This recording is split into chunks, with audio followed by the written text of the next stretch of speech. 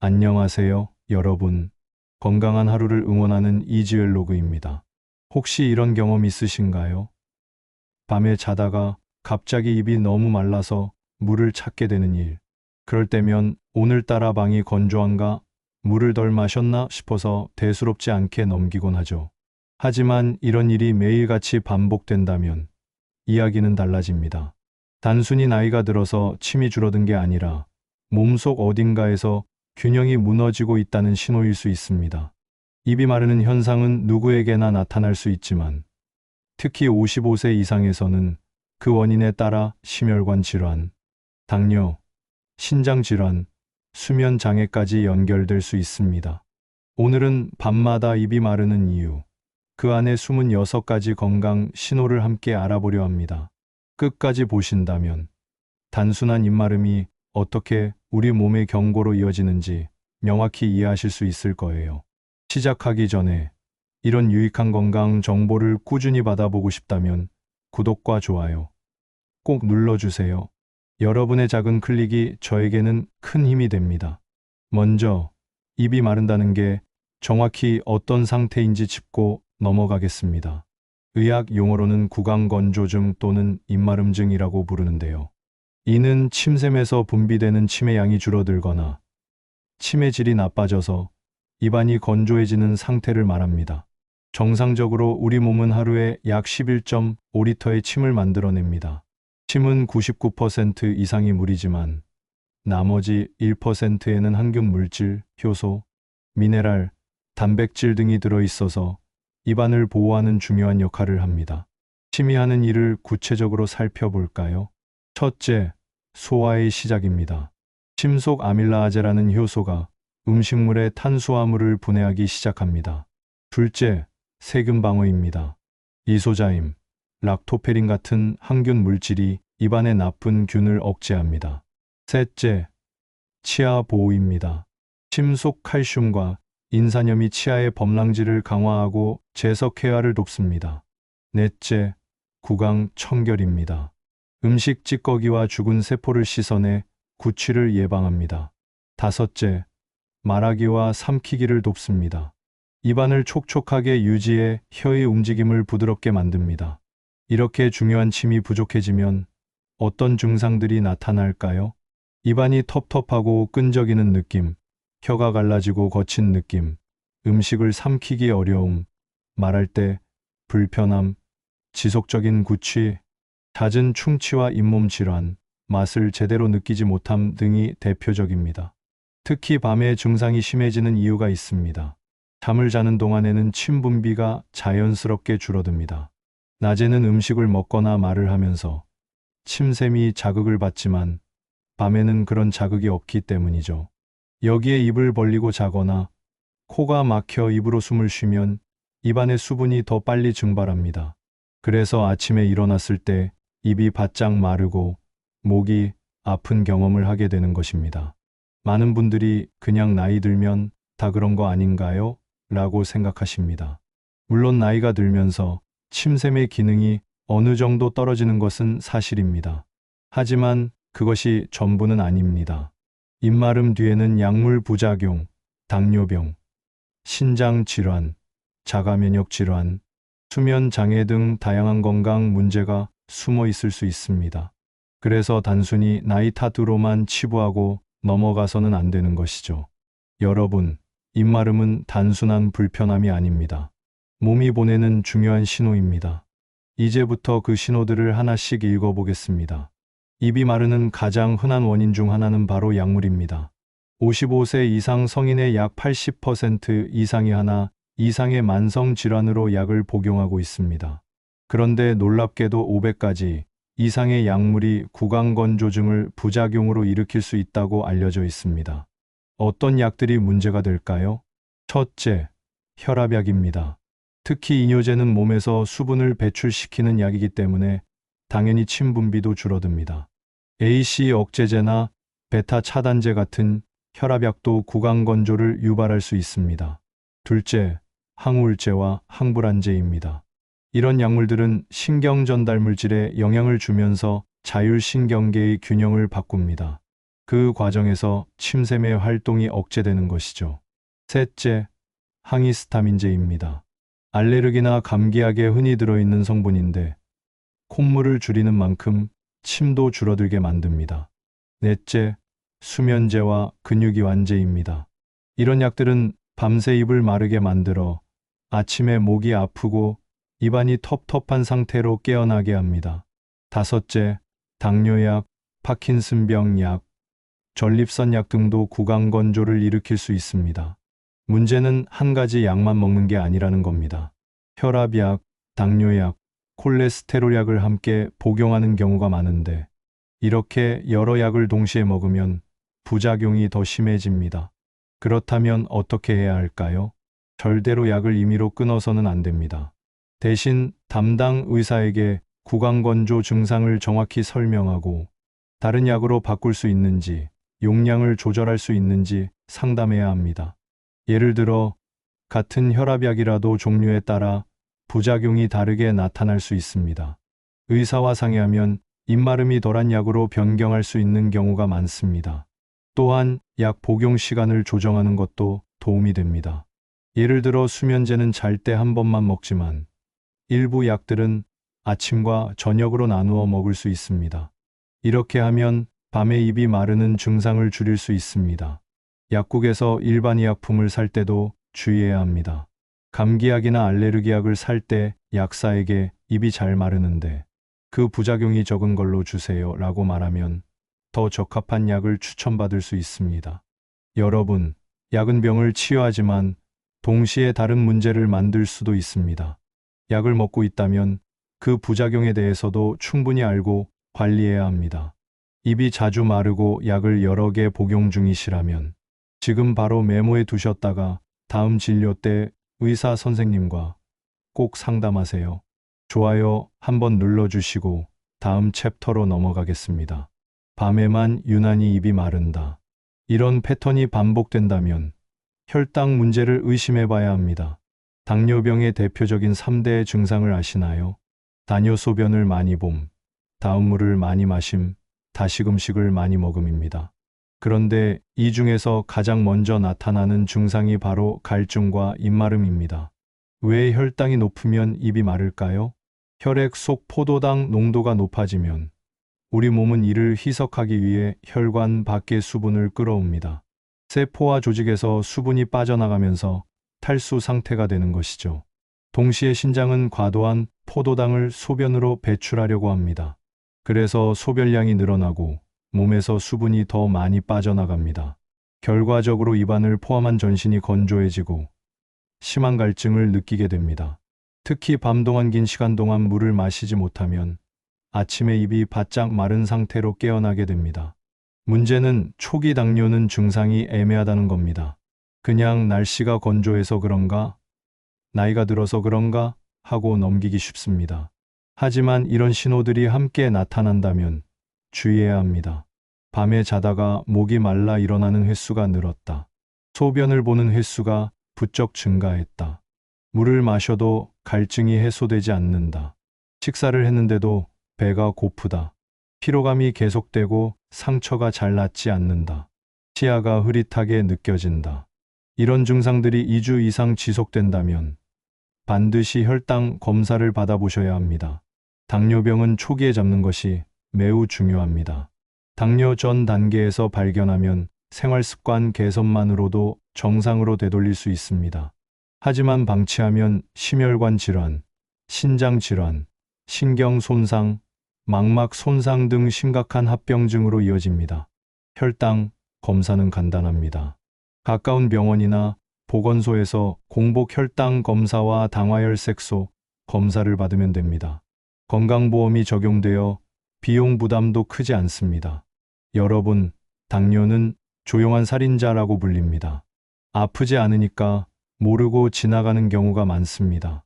하지만 입마름이라는 신호를 놓치지 않으면 조기에 발견할 수 있습니다. 밤마다 입이 마르고 물을 찾게 된다면 그냥 넘기지 마시고 혈당 체크를 꼭 받아보세요. 이런 정보가 도움이 되셨다면 구독과 좋아요, 그리고 알림 설정까지 부탁드립니다. 물을 아무리 마셔도 목이 마르다. 이런 말을 자주 하신다면 신장 건강을 점검해 봐야 할 때입니다. 신장은 우리 몸의 정수기입니다. 하루에 약 180리터의 혈액을 걸러내어 노폐물을 소변으로 배출하고 필요한 수분과 전해질은 다시 흡수합니다. 그런데 이 신장이 제 기능을 하지 못하면 수분 균형이 무너집니다.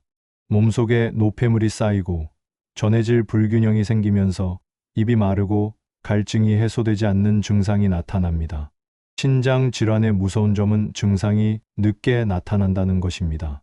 신장 기능의 50% 이상이 손상되어야 비로소 증상이 나타나기 시작합니다. 그래서 침묵의 장기라고도 불립니다. 초기 증상으로는 어떤 것들이 있을까요?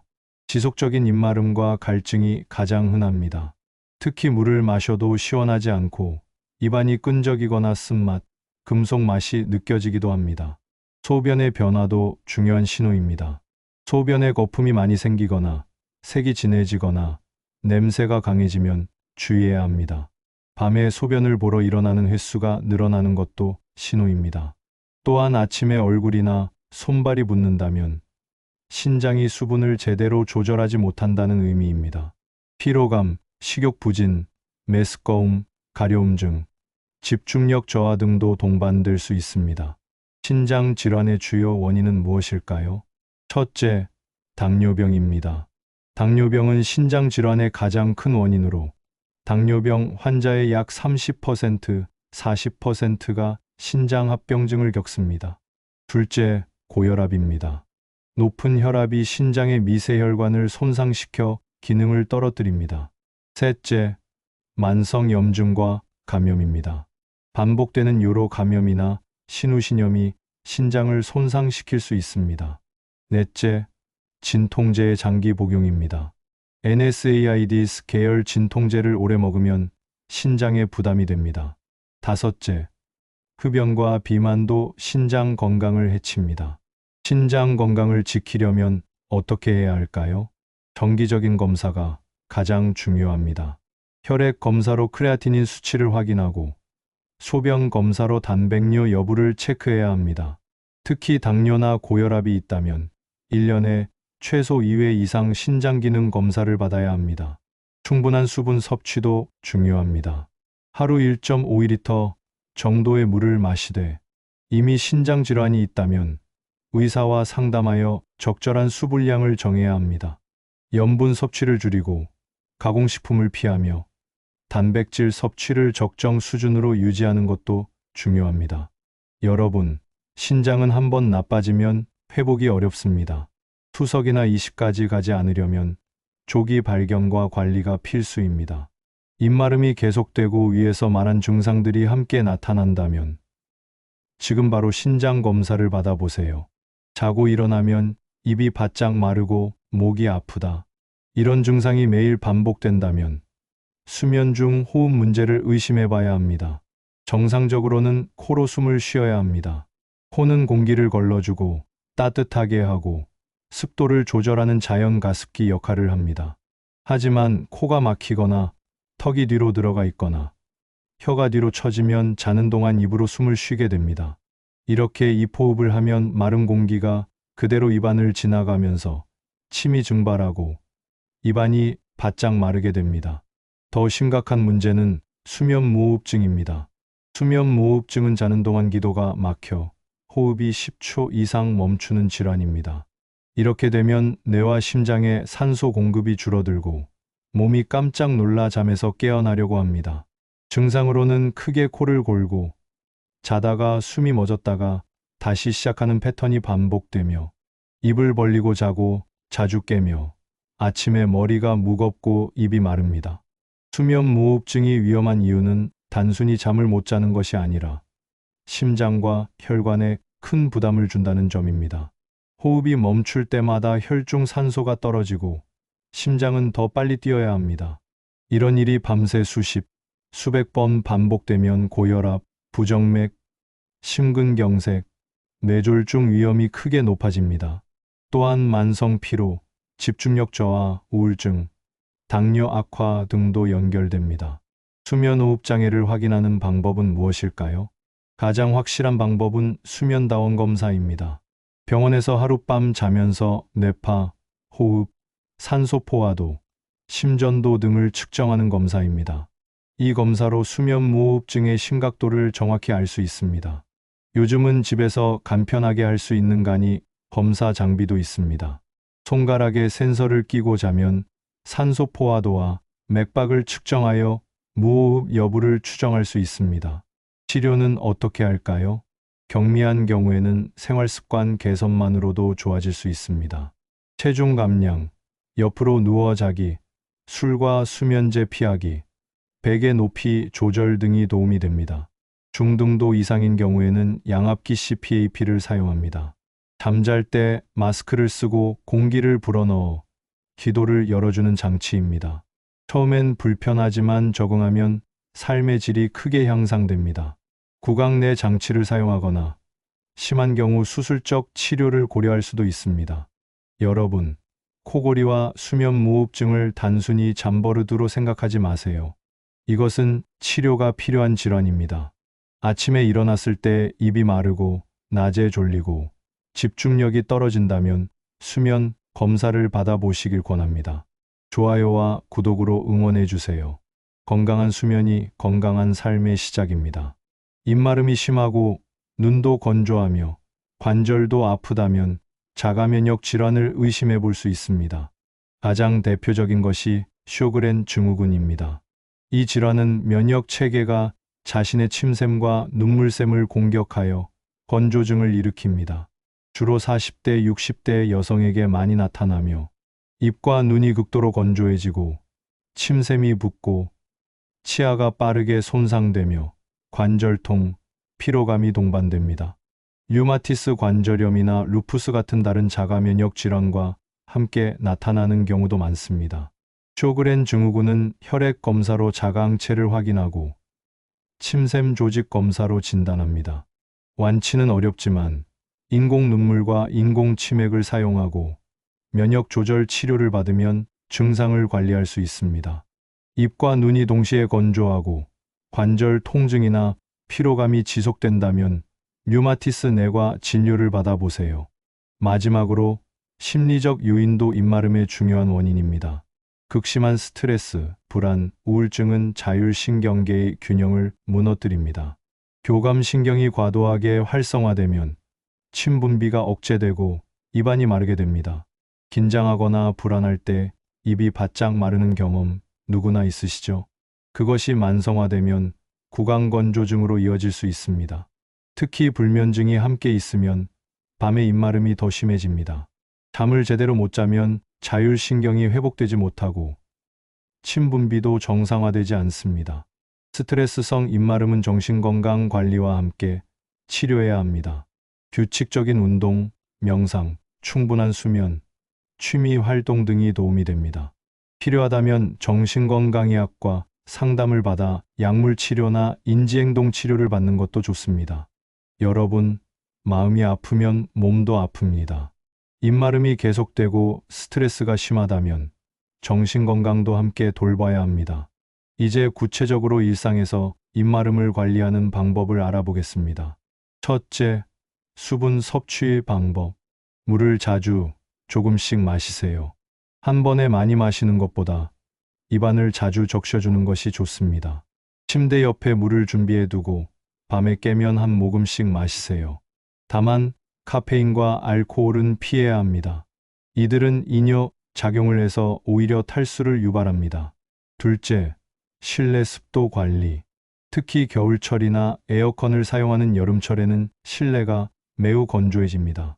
가습기를 사용하여 습도를 40% 60% 정도로 유지하세요.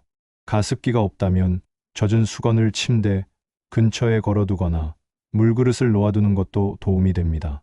셋째, 구강 위생 관리. 침이 적으면 세균이 번식하기 쉽습니다.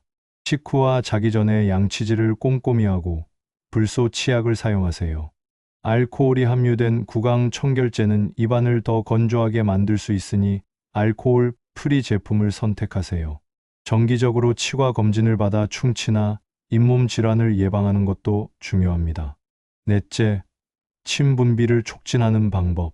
무설탕, 껌이나 사탕을 씹으면 침샘이 자극되어 침 분비가 증가합니다. 특히 자일리톨 성분이 든 제품이 좋습니다.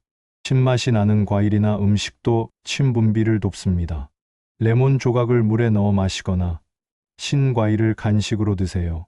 다섯째, 식습관 개선. 맵거나 짠 음식, 딱딱하거나 바삭한 음식은 입안을 자극하고 손상시킬 수 있으니 피하세요.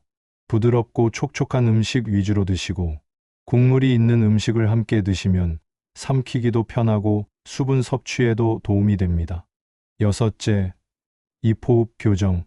코로 숨 쉬는 습관을 들이세요. 코가 자주 막힌다면 이비인후과 진료를 받아 비염이나 축농증을 치료해야 합니다. 잠잘 때 입이 벌어지는 분들은 입 테이프를 사용하거나 턱을 받쳐주는 밴드를 사용해 볼 수 있습니다. 옆으로 누워 자는 것도 도움이 됩니다.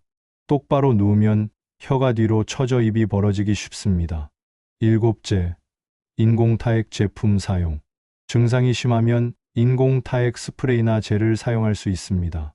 약국에서 구입 가능하며 필요할 때마다 입안에 뿌려주면 됩니다. 침샘을 자극하는 약물도 있지만 이는 반드시 의사 처방이 필요합니다. 여러분, 이런 방법들을 꾸준히 실천하면 입마름 증상을 상당히 완화할 수 있습니다. 입마름으로 병원을 가야 하는 시점을 정리해 드리겠습니다.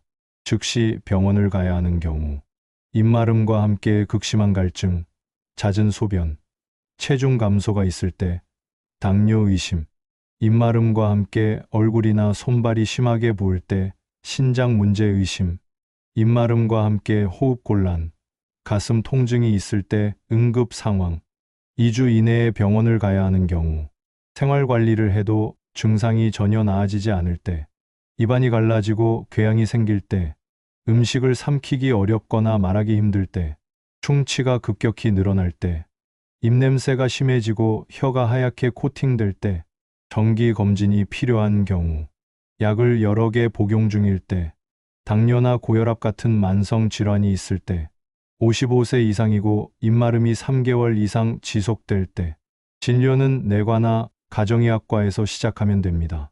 필요에 따라 치과, 이비인후과, 류마티스 내과 등으로 연결될 수 있습니다.